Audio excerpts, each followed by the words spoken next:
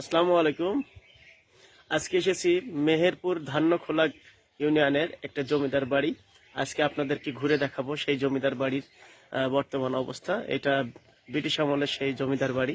আমার সাথে আছেন আমার এক বড় ভাই, তারই বাসায় এসেছি। আমার সহপাঠী ছিলেন, সে বড় ভাইয়ের বাসা এটা। আজকে এখানে ঘোরার উদ্দেশ্যে এসেছি। সবাইকে দেখানোর জন্য চেষ্টা করব সেই ব্রিটিশ শাসন আমলের জমিদার বাড়ি এখনো অক্ষত অবস্থায় আছেন। জমিদার বাড়ি দেখলেন, এই জমিদার যিনি ছিলেন তিনি মারা গেছেন 1309 সাল 12ই পৌষ শনিবার দিবা 2:30টা। তেনার নাম ছিলেন আজিমুদ্দিন। আমরা একটু দেখাই, এখান থেকে জানতে পারলাম এই কবরস্থান থেকে, এবং খুব সুন্দরভাবে কবরটা বাঁধাই করা। এখনো সেই মুঘল আমলেই, মুঘল বলা যায় না, জমিদার প্রথা আমলেই তিনি মারা গেছিলেন। তেনার কবরটা এখনো সুন্দরভাবে বাঁধাই করা আছে। এটা আমি আপনাদেরকে দেখাইলাম।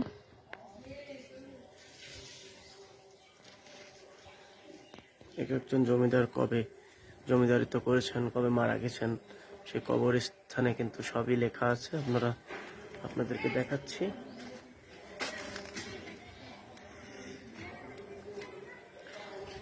এগুলা হচ্ছে জমিদারদের কবরস্থান। আজকে কিন্তু এই যে জমিদারদের, এইটা কিন্তু এই কবরস্থানের পাশেই কিন্তু মসজিদটা অবস্থিত। খুব সুন্দর একটা মসজিদ, আর সামনে অনেক গাছগাছালি আছে।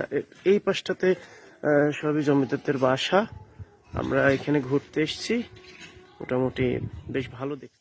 জমিদার মুন্সি লাল মোহাম্মদ মির্জার ব্যবহৃত হতো পাকা পুকুর।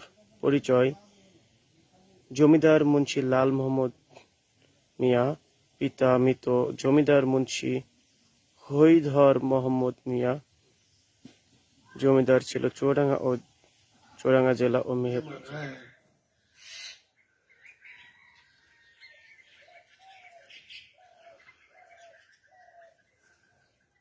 আমি মসজিদ থেকে এসে ভাত খেতে যেমনই বসবো আর অমনি দাঁড়া এসে বসবে। রেগুলার আপনি খেতে দেন? না হলে আসে নাকি?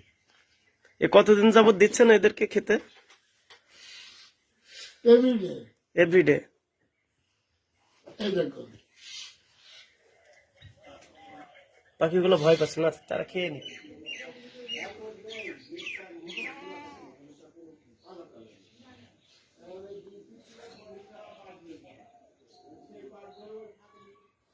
এই যে যেখানে দেখছেন পাটখাটি, এখানে পালকি রাখা হতো। আর এই পালকি রাখার জায়গাটা এই সুন্দরভাবে আপনাদেরকে দেখাচ্ছি। এখানে পালকি রাখা হতো। হ্যাঁ, আপনারা পালকি রাখার জায়গাটা দেখলেন। এই যে আমাদের জমিদার উত্তরসূরি পালকি রাখার জায়গার নিচ দিয়ে বেরিয়ে আসলেন। এটা সেই পালকি রাখার জায়গা যেটা আপনাদেরকে দেখাচ্ছি। এটা মিয়া বাড়ির সেই জমিদার আমলের খাট, আপনারা দেখতে পাচ্ছেন। এখানে এখন কেউ আর বসবাস করে না, এটা এই অবস্থায় আছেন, বসবাসের অনুপযোগী হয়ে গেছে। তারপর আমি আপনাদেরকে দেখানোর চেষ্টা করলাম। কথা বলবো জমিদার পরিবারের উত্তরসূরি জনাব হিরণ মিয়ার সাথে। আমাদের পূর্বপুরুষদের কাছারি বাড়ি। এখানে আমাদের দূর দূরান্ত থেকে যেসব প্রজা এবং অতিথি আসতো, সেগুলা তাদেরকে এখানে থাকার ব্যবস্থা করা হতো। আর এখানে আমাদের বিভিন্ন রকম বিচার সালিশ করা হতো। ব্রিটিশ পিরিয়ডের পুলিশ, দারোগা এরা এখানে এসে আশ্রয় প্রশ্রয় নিত, এই আর কি। আচ্ছা, আমরা এই কাছারি বাড়িটা সম্পর্কে একটু জানি। কাছারি বাড়িটা এখন টিন শেড দেখা যাচ্ছে। এটা কি আপনারা পরবর্তীতে টিন দিচ্ছেন নাকি এটা দোতলা বা একতলাই ছিল? এই ভবনটা কেমন ছিল আপনি যতটুকু জানেন? এই ভবনটা, এখানে 2টা রুম আছে এবং 3টা বারান্দা। আচ্ছা, মাথা থেকে ওই মাথা।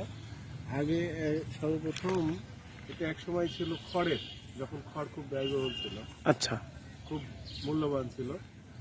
আর তারপরে আমরা কালের বিবর্তনে আমরা এটা 8 লাখ টিন শেডের ইয়ে করেছিলাম। তো ওটা এই লাস্ট এই আমাদের সিডরে এটা মানে ঝড়ে উল্টায় গেছে। ঝড়ে উল্টায় যাওয়ার পরে আমরা এটার ইয়েতে ঠিক করেন না। যেহেতু আমরা এখানে ওইভাবে থাকি না, যার জন্য এটা আর ওইভাবে গত 7-8 বছর 8-10 বছর হচ্ছে এটাকে আর ওইভাবে ব্যবস্থাপনায় রাখা হয়নি। তবে ইচ্ছা আছে ভবিষ্যতে আবার এটাকে ঠিক করা। ধন্যবাদ আপনাকে। আমরা দর্শক আপনাদেরকে একটু দেখাবো কাছারি বাড়ির বর্তমান অবস্থা। এটা ব্রিটিশ শাসন আমলে ইস্ট ইন্ডিয়া কোম্পানি যখন বাংলা শাসন করতেন তখনকার সময় যে জমিদাররা ছিলেন সেই জমিদারদের কাছারি বাড়ি। এই যে পিলারের অবস্থা আপনারা দেখতে পাচ্ছেন, এটা আসলে তিনারা সংস্কার করেন নাই, বলছেন সংস্কার করার প্রয়োজন এবং হয়তোবা অতি শীঘ্রই সংস্কার করবেন নিজ উদ্যোগে। কোনো সরকারি উদ্যোগ না, এটা নিজেদের প্রপার্টি, নিজস্ব প্রপার্টি, এনারা নিজেরাই করবেন। এবং এই জমিদারের অনেক প্রপার্টি এখনো সাধারণ জনগণ ভোগ দখল করছেন, হয়তো বা সেগুলা দেখে কি করবেন তেনাদের ব্যক্তিগত।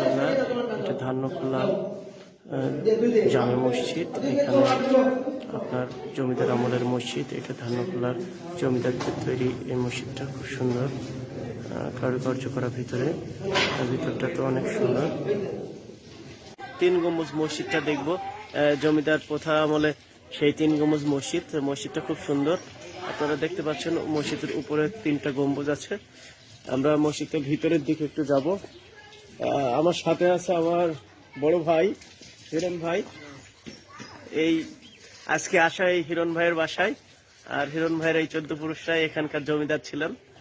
আর সেই জমিদার শাসন আমলের তেনারা সকলেই মুসলিম ছিলেন এবং সেই জন্যই তেনারা একটা সুন্দর মসজিদ স্থাপন করছে। আমরা মসজিদের পাশ থেকে দেখাবো, মসজিদটা খুব সুন্দর, আপনারা দেখতে পাবেন। এই যে মসজিদটা, আর এই মসজিদটা কিন্তু এখনো নামাজের জন্য উপযুক্ত আছে, খুব সুন্দর পরিবেশ। হ্যাঁ, আপনারা দেখতে পাবেন এবং আজকে এটাই জুম্মার নামাজ আদায় করব। সকলে ভালো থাকুন, সাথে থাকুন। আসসালামু আলাইকুম। এটা হলো কবরস্থান, আর সাথে হলো ভিক্ষা বাগান, বিরাট এরিয়া। এটা ধান্যখোলা কমিউনিটি ক্লিনিক। আর এই জমিটি দান করেছেন মিয়া পরিবারের সদস্যবৃন্দ। আমরা এখন সামনের দিকে যাব। আমরা মাদ্রাসা দেখতে পাচ্ছি, এই মাদ্রাসাটি দান করেছেন, এই মাদ্রাসা জমিও দান করেছেন এবং মাদ্রাসাও তৈরি করেছেন এই মিয়া বাড়ির লোকজন, আমরা জেনেছি। সেই মাদ্রাসাটা এখন দেখাবো। আপনারা দেখতে পাচ্ছেন মাদ্রাসাটা খুব সুন্দর। এটা ধানখোলা মাদ্রাসা, এখানে ধানখোলা ইসলাহুল উম্মাহ মডেল হাফিজিয়া কওমি মাদ্রাসা, খুব সুন্দর। এটা 1992 সালে স্থাপিত হয়েছে। মাদ্রাসার ছোট ছোট কোমলমতি শিশুরা খেলাধুলা করছেন, আমরা দেখতে পাচ্ছি। খুব সুন্দর তাদের চলাচল। এখানে আর একটা বাড়ি হচ্ছে, এটা মিয়া বাড়ির বাড়ি। আমরা ওই যে সামনের দিকে দেখতে পাচ্ছি, এটা মিয়া বাড়ির থেকে তৈরি মসজিদ। এটা প্রায় 200 বছর পুরনো মসজিদ।